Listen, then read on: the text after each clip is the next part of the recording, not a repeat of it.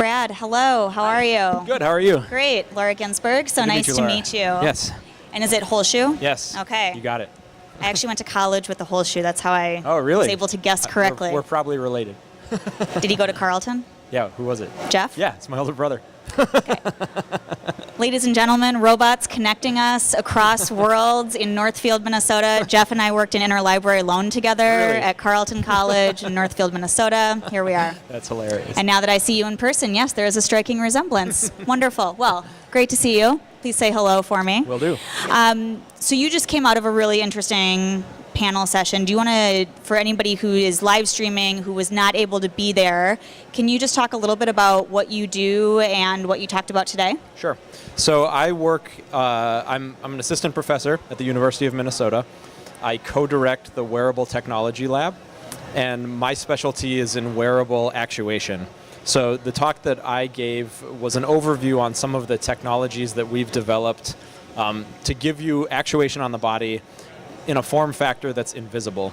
So the typical types of actuation that you see when we talk about wearables are either servomechanics or hydraulics, right? Exoskeletons, big things that are attached to your body. What we study in our lab, amongst other things, is can we build clothing or garments that has actuation built into it that is invisible to the wearer, is in a form factor that feels like clothing, that can give you forces, displacements, pressures, tensions, actuation on your body in a way that isn't obtrusive or obvious or bulky. And so there's a variety of things that we work on.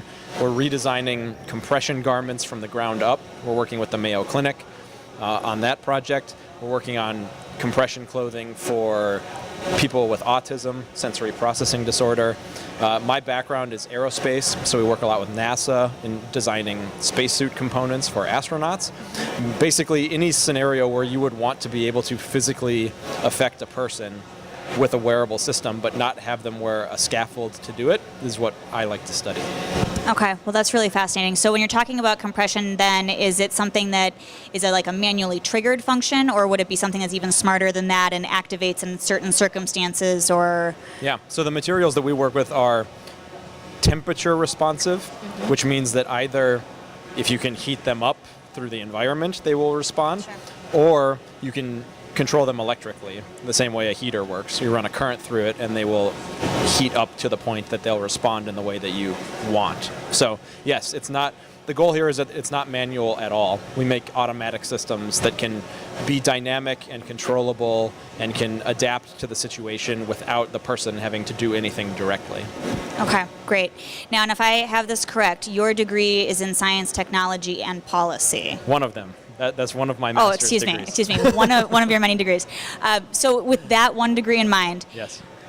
how does that affect the work that you do and how you approach some of these big questions? Because the policy piece is a big part of that potentially, especially when you're thinking about Mac, who just spoke, and some of these real world implications going far beyond what's happening in a research lab or wherever else. Yeah, that program that I was a part of is entirely aimed at taking people who are scientists and engineers and getting them to appreciate that they don't operate in a vacuum, and that the things that you make, if you ever hope to have them deployed, you have to consider the policy ramifications, you have to consider the deployment, you have to consider the management, because so often the people that are making those choices aren't technically trained.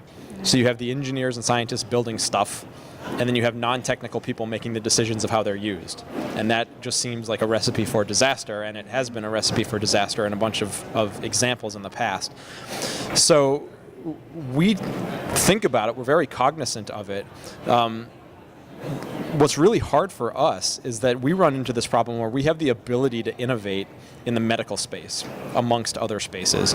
Wearable technology has such huge potential to make lives better for people, but we are regularly encumbered by the fact that the people who might want to invest in what we're doing struggle with insurance and compliance, and may very well see technology that could be better than what's the state of the art. But if an insurance company won't reimburse them for it, it's a non-starter. They won't even invest in it. And so we don't have the ability to actively affect that with our lab because we're a technology lab, but we regularly confront these issues of policy and management and how those affect the business case for our technology. And if the business case can't be made because of poor policy, then technology development doesn't happen. And the people that have the interest and the means and the will to do this don't even start. And so it's something we struggle with. It's something that we see.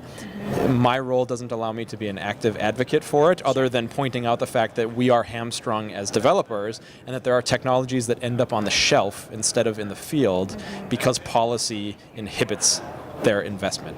And it's frustrating. I can imagine.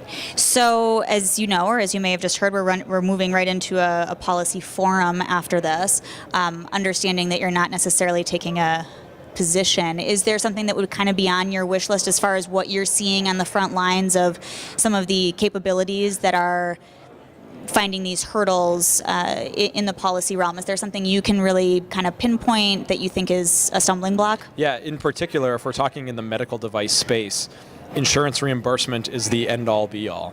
Companies that make these devices very rarely, if ever, are selling directly to the consumer, right? The consumers might get their products, but the reimbursement mechanism comes from an insurance company. And if a customer can't get their device reimbursed, or at least partially covered, they won't buy it. They'll go get the one that can be reimbursed, even if it leads to decrements in capability. And so the companies that operate in that space, literally before you even have a discussion about new technology, immediately go and reference the framework for reimbursement. And if it doesn't look like this path has a line item for the current reimbursement mechanism, they won't even entertain the idea. And that is so unfortunate because their companies, right, they have an interest in making the best products for their consumers. As researchers, we have an interest in improving the state of the art. There is all of this intent and capability and desire to make the world a better place, but the reimbursement mechanisms are so rigid and so backwards facing in terms of literally. I'll give you an example. We work in compression garments. There's a line item for pneumatic systems. And so if you're selling a compression garment that's pneumatic, you can go back and you have a mechanism to figure out how this fits into reimbursement. We are working to redesign systems that are vastly superior in performance to pneumatics because they don't use pneumatics. There's no line item in the reimbursement protocol. And so a company, even if they made it, even if they started selling it, it's not even that an insurance company wouldn't reimburse it. It's that there isn't a line item that they can point to. And so someone has to go in and lobby to convince somebody that there should be a new line item for this new type of technology, and because it's new, it doesn't exist. And all of this is interfering with the deployment of a product that can make people's lives better. So I don't deal with it directly, but I am a sufferer indirectly because of the people that I interface with are beholden to this system. And perhaps we all are.